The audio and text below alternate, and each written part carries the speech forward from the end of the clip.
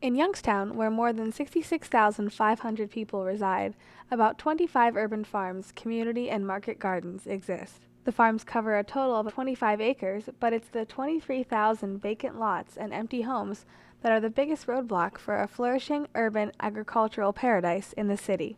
These lots, among other critical factors such as climate conditions, zoning regulations, and community receptivity, create significant barriers between well-intentioned farmers' harvests and the general public's dinner plates.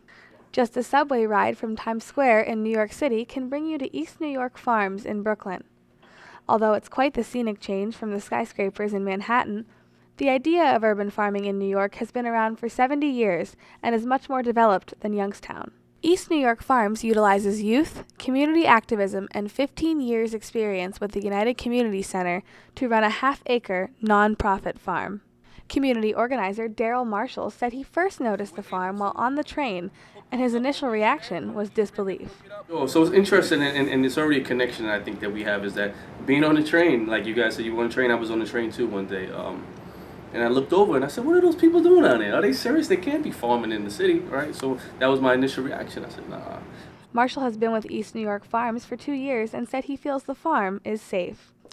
When he and the 13 to 15-year-old youth are working outside, the gate is left open, and he said he's not worried about theft. And if you notice too, we don't have any barbed wire fences or gates. I think people pretty much respect what we're doing here, and we have some type of community buy-in, absolutely. East New York Farm uses the space to grow organic products without any pesticides. The farm also has space for honeybees. Well, so this is the thing. So it makes you a little bit more creative, right? When you have a smaller space, and so that's why the term urban agriculture, because you're able to use a trellis, right? Private, state, and federal money funds East New York Farms. It costs over $400,000 to run each year. Marshall said the program income is small, making only $15,000 yearly, but individual donors contribute about $8,000 a year.